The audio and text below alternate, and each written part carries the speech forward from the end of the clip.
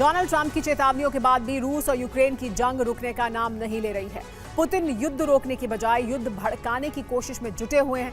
Putin युद्ध का स्तर बढ़ाना चाहते हैं और नेटो से आर पार की जंग लड़ना चाहते हैं। पिछले एक हफ्ते में रूसी आक्रामकता से ये संकेत मिले हैं कि पुतिन यूक्रेन के साथ साथ यूरोप के कुछ देशों को भी टारगेट करने की कोशिश में जुटे हैं। रूस के इरादे बिल्कुल साफ हैं। रूस युद्ध से पीछे हटने को बिल्कुल तैयार नहीं है। अमेरिकी तरफ से बार बार समझौते का दबाव बनाया जा रहा है, लेकिन क्रेमलिन ने अब तक एक शब्द तक नहीं बोला है। करीब 3 साल से चल रहे युद्ध से फायदा लेने के मौके को पुतिन चूकना नहीं चाहते। पुतिन यूक्रेन के ज्यादा से ज्यादा हिस्सों पर कब्जा करना चाहते हैं और इसी के बाद वो समझौते की टेबल पर आना चाहते हैं। एक और बड़ी खबर आपको बता दें युद्ध क्षेत्र से। यूक्रेन ने युद्ध क्षेत्र में उतारे हैं पोसाइडॉन ड्रोन। ऊंचाई में भर सकते हैं उड़ान भी, अचूक निशाना लगा सकते हैं पोसाइडन ड्रोन और इनको युद्ध क्षेत्र में उतार दिया गया है।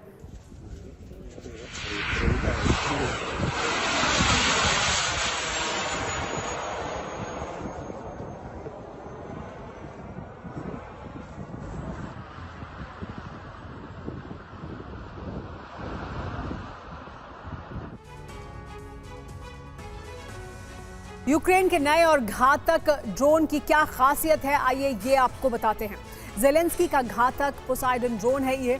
2000 से 3000 किलोमीटर की इसकी रेंज है।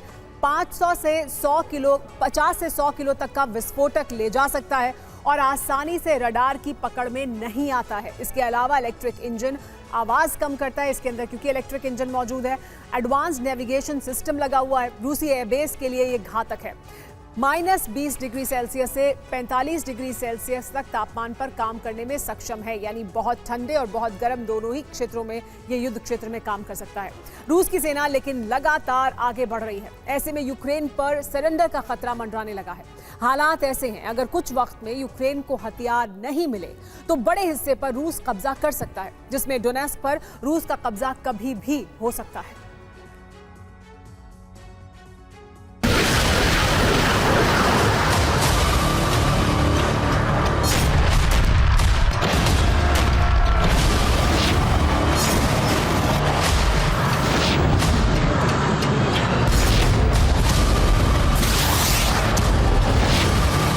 नए साल की शुरुआत से ही रूस ताबड़तोड़ हमले कर रहा है। रूसी सेना तेजी से आगे बढ़ रही है।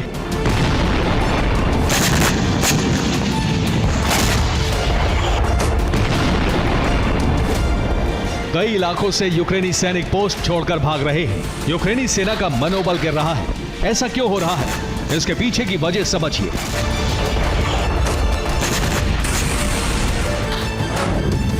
यूक्रेन के हथियार खत्म हो रहे हैं। अमेरिका ने सैन्य मदद रोक दी है। कई नेटो देश हथियार देने से पीछे हट रहे हैं। यूक्रेनी सैनिक थक चुके हैं। रूस के हमले लगातार बढ़ रहे हैं। कई हिस्सों पर रूस का कब्जा हो चुका है।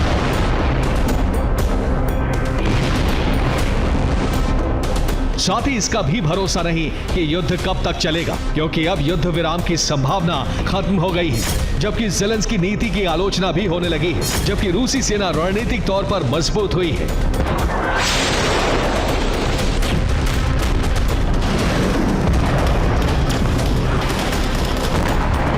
अब सवाल उठ रहा है, क्या कुर्स्क यूक्रेन के हाथ से चला जाएगा? क्या संपूर्ण डोनेस्क पर रूस का कब्जा हो जाएगा? अगर ऐसा हुआ तो यूक्रेन की हार सिर्फ एक कदम दूर रह जाएगी।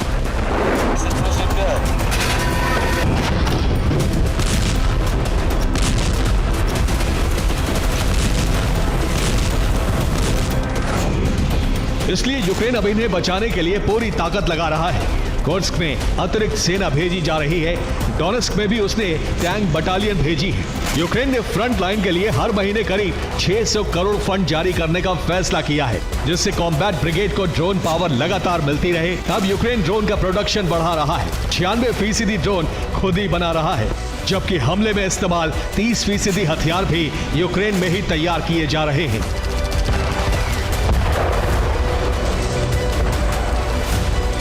सेना युद्ध में टिकी रहे, इसके लिए ज़ेलेंस्की नई रणनीति बना रहे हैं। इसके लिए ज़ेलेंस्की ने सेना के टॉप कमांडर्स और कैबिनेट के साथ मीटिंग की, जिसमें कई फैसले लिए गए। ज़ेलेंस्की ने कहा है, हमने परिस्थिति का आकलन किया है हर यूनिट कमांडर से इनपुट लिया है। अब फ्रंट लाइन को पहले से ज्यादा मजबूत किया जा रहा है। सैनिकों को अलग अलग मोर्चों पर शिफ्ट किया जा रहा है। साथ ही ज्यादा से ज्यादा हथियार मंगाए जा रहे हैं, जिसमें नेटो ने सहयोग का आश्वासन दिया है।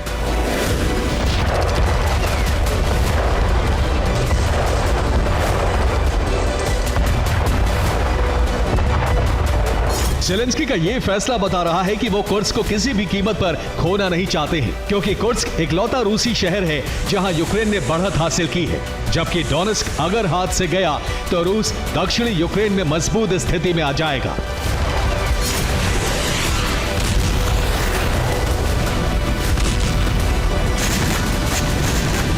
यूक्रेन के लिए लगातार स्थिति गंभीर होती जा रही है, क्योंकि दक्षिणी डोनेस्क में रूस करीब करीब कब्जा कर चुका है। तीन तरफ से डोनेस्क में रूसी सेना आगे बढ़ रही है।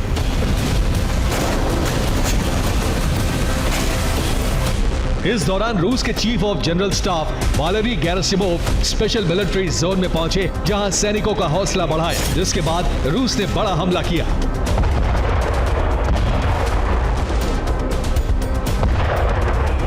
अब रूस की सेना पोक्रोवस्क में ग्रे जोन को बढ़ा रही है, जिससे यूक्रेनी सेना को घेरा जा सके। इसी तरह के हालात टोरेस्क और कुराखोव में भी बने हुए हैं। अब डोनेस्क में यूक्रेन के पास पीछे हटने के अलावा कोई दूसरा रास्ता नहीं बचा है।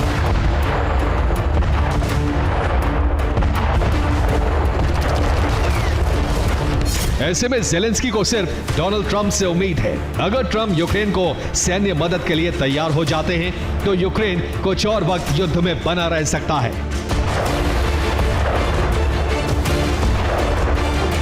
Bureau report, TV9, Bharatvarsh.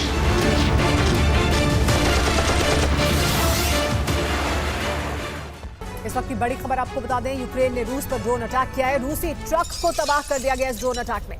Truck में रखे हुए थे हथियार, जिसमें बहुत बड़ा धमाका हुआ। ड्रोन के जरिए देखिए किस तरह से किया गया ये धमाका। От ті хмари як розгоряються. Дивіться, хробачня ще з буханця вивалює. Зараз буде. और बड़ी खबर आपको बता दें, रूस और ब्रिटेन की सेना के बीच तनाव है। ब्रिटिश समुद्री इलाके में घुसा रूसी जहाज। ब्रिटिश नेवी ने उतारी परमाणु पनडुब्बी। पनडुब्बी से चेतावनी देने के बाद रूसी जहाज वहां से भागा है। ब्रिटेन का दावा है कि जासूसी के लिए आया था रूसी जहाज, जिसे डराने के लिए, जिसे उस इलाके से भगाने के लिए परमाणु पनडुब्बी तक ब्रिटिश नेवी ने समुद्र में उतार दी।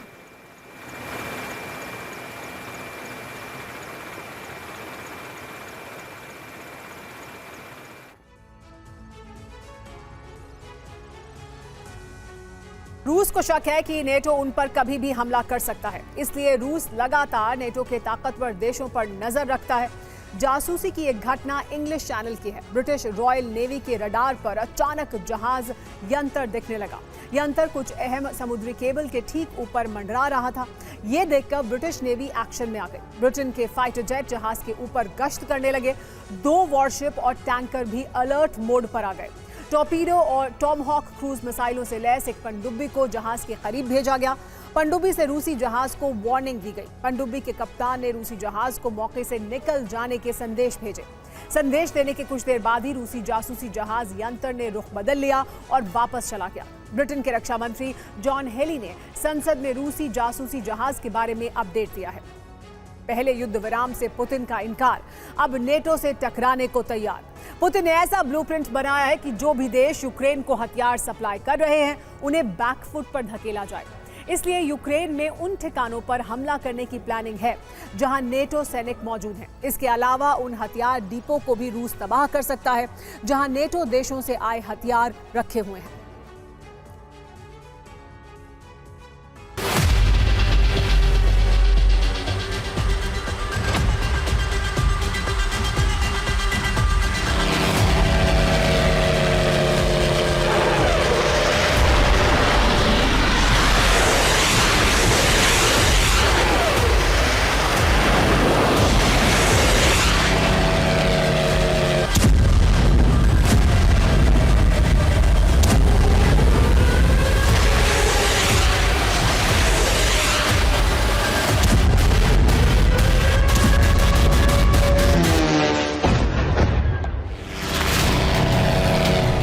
रूस पर पहला हमला।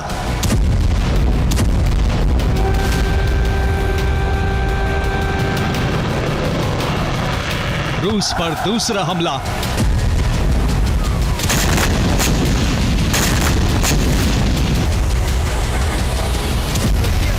रूस पर तीसरा हमला।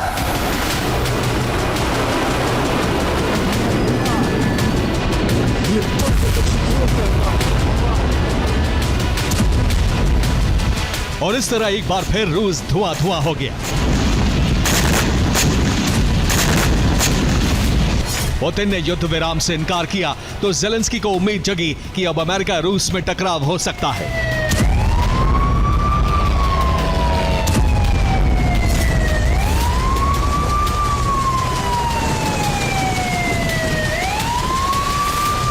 और ये उसी उम्मीद का इफेक्ट है कि रूस पर यूक्रेन ने ताबड़तोड़ हमले कर दिए।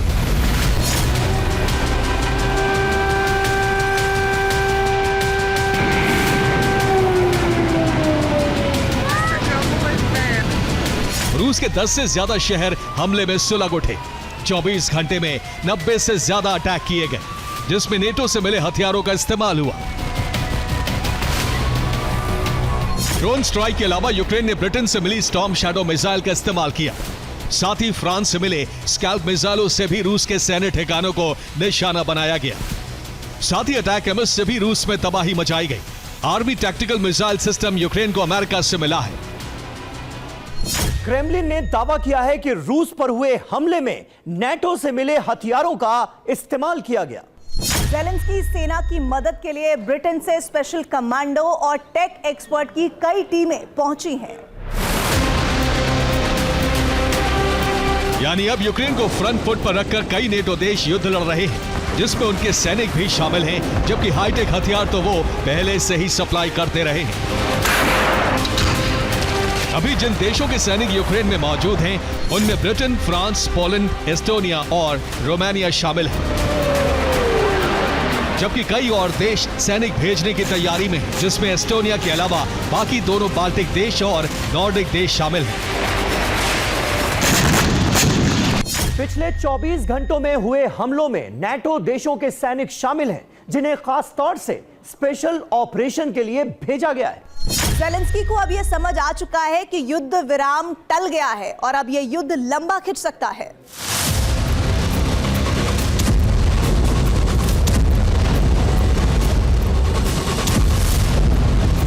इसी वजह से ज़ेलेंस्की बड़ी तैयारी में जुट गए हैं और रूस पर हमले करके ज़ेलेंस्की ने इसका संकेत दिया है कि वो तैयार है।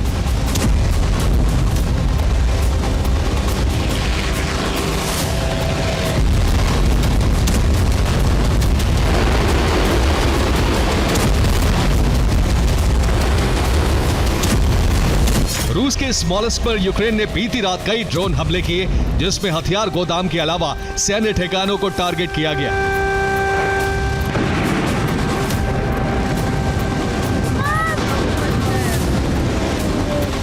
एक वीडियो भी सामने आया है जिसमें रूस ने यूक्रेनी ड्रोन को इंटरसेप्ट करने का दावा किया है।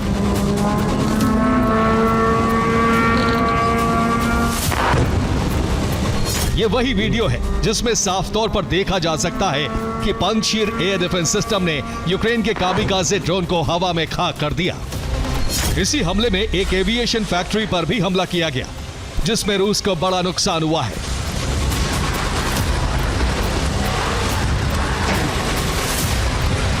रोस्टोव में हमले में तेल रिफाइनरी को टारगेट किया। यूक्रेन ने हमले के लिए 10 से ज्यादा ड्रोन भेजे थे, जिसमें से 8 हमला करने में कामयाब हुए। हमले से रिफाइनरी में आग लग गई।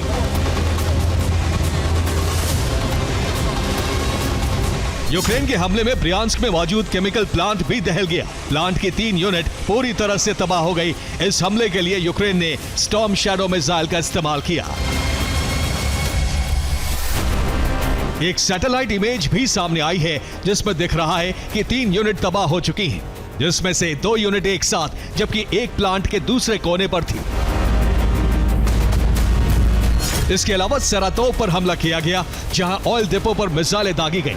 हमले का वीडियो सामने आया है। साथ ही सैटेलाइट इमेज में दिख रहा है कि कैसे 4 टैंक पूरी तरह से तबाह हो गए, जबकि 5 टैंक सुरक्षित हैं।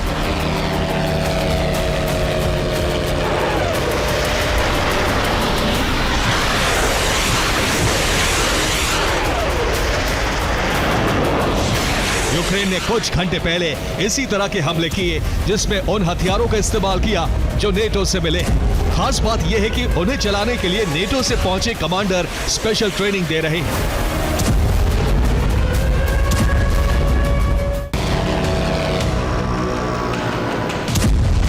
स्मोलेंस्क पर हुआ हमला काफी बड़ा है, जबकि कुर्स्क और बेलगरोद में भी यूक्रेन ने काफी तबाही मचाई है।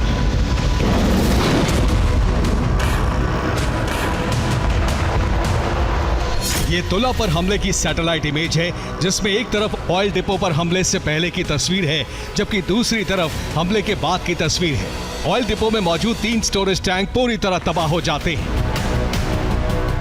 इसी तरह वोरोनिश के लिस्की टाउन पर भी हमला किया गया, जिसमें एक ऑयल डिपो में आग लग गई। कई घंटे बाद आग बुझाई गई, लेकिन तब तक रूस को बड़ा नुकसान हो चुका था। यूक्रेन ने डोनेस्क इलाके में भी रूस को पीछे ढकेला है, जिसमें रूस के 500 से ज्यादा सैनिक मारने का दावा यूक्रेन ने किया है, जबकि पिछले 24 घंटों में अलग अलग इलाकों में 1600 रूसी सैनिक मारने का दावा यूक्रेनी रक्षा मंत्रालय ने किया है। यूक्रेन ने डोनेस्क में हमला रूस की माउंटेन असॉल्ट ब्रिगेड पर किया था, जिसमें कॉम्बैट बाइक और कई बख्तरबंद गाड़ियां शामिल थी। सभी जलकर खाक हो गई। यूक्रेन के हमले में रूस को जबरदस्त नुकसान हुआ है, जबकि यूक्रेन नेटो के हथियारों का इस्तेमाल कर रहा है, जबकि नेटो की मदद से ड्रोन का प्रोडक्शन भी कर रहा है।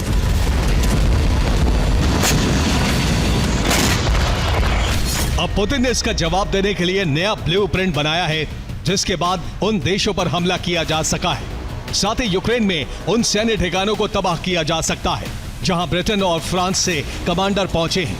ये ठिकाने पश्चिमी यूक्रेन में बताए जा रहे हैं।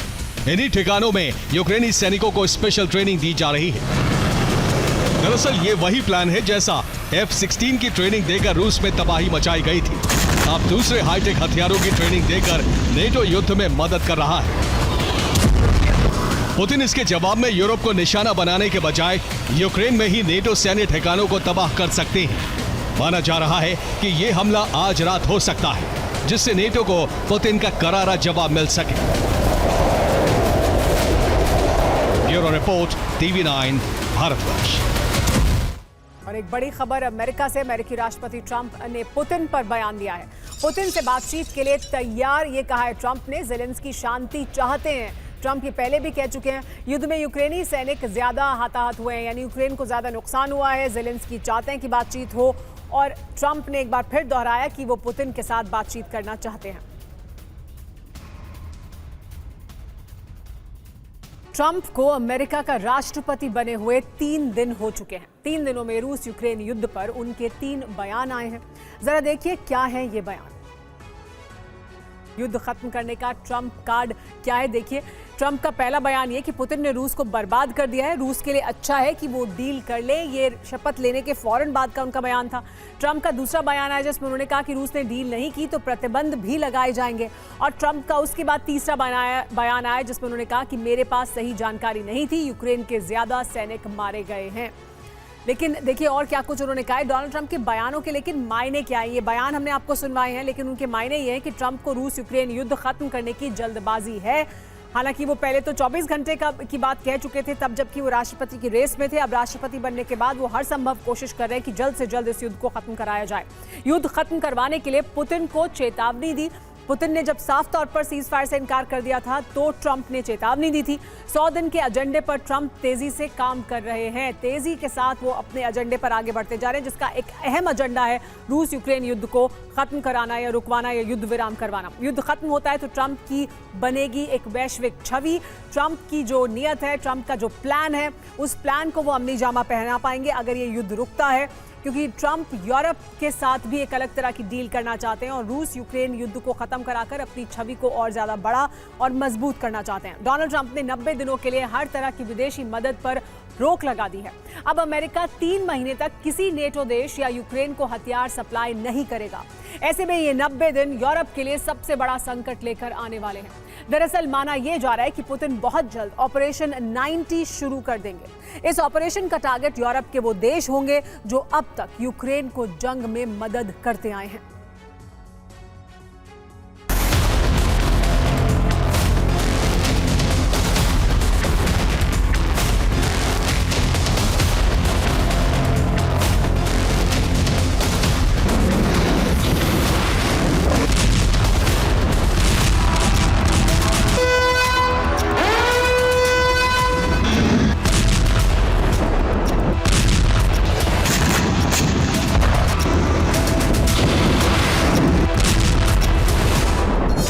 से लेकर बर्लिन तक संपूर्ण यूरोप में इस वक्त खलबली मची है।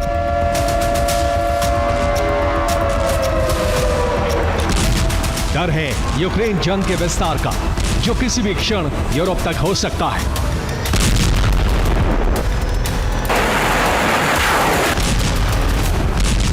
भय है पुतिन की मिसाइलों का, जो अगले 90 दिन में यूरोप के शहरों को भस्म कर सकती है।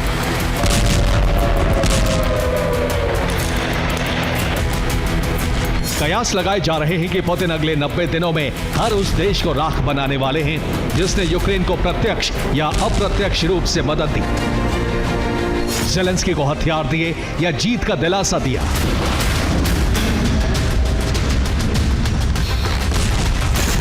तबाही से भरी इन आशंकाओं की वजह है ट्रंप का वो फैसला जिसने पुतिन को यूरोप पर हमले की छूट दे दी है।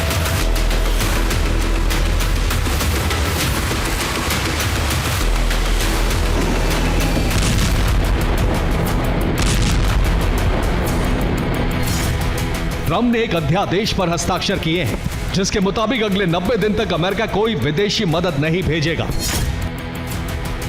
इसमें कई संगठनों को मिलने वाली वित्तीय राशि और मित्र देशों को भेजे जाने वाले हथियार शामिल हैं।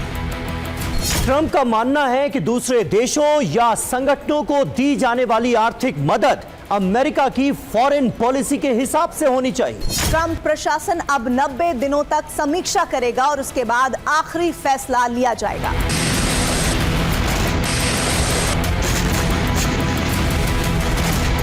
ट्रंप के इस फैसले से यूरोपीय देशों में डर व्याप्त है।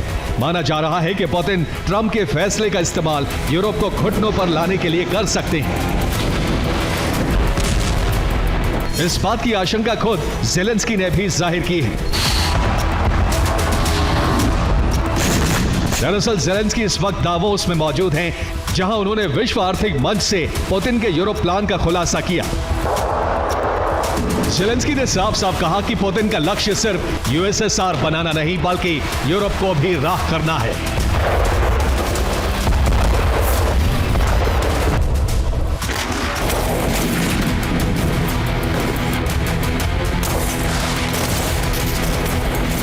ज़ेलेंस्की ने यूरोप को पुतिन के 15 लाख सैनिकों के खिलाफ तैयार रहने के लिए कहा है, जिसके लिए यूक्रेन को साथ लेना जरूरी है। ज़ेलेंस्की के मुताबिक अगर यूरोपीय देशों को खुद की रक्षा करनी है तो यूरोप के टॉप देशों को यूक्रेन के साथ आना होगा। दरअसल यूक्रेन के पास 8 लाख एक्टिव सैनिक हैं, फ्रांस के पास 2,08,000, Germany 1,84,000, Britain 1,96,000, Spain 1,33,000, Poland 1,64,000, Greece 1,43,000 और इटली के पास 1,75,000 सैनिक हैं। वहीं रूस के पास 15 लाख एक्टिव सैनिक हैं। अगर ये सभी देश साथ आते हैं तो कुल एक्टिव सैनिकों की संख्या 20,03,000 होगी, जो रूस के 15 लाख एक्टिव सैनिकों का सामना कर सकते हैं।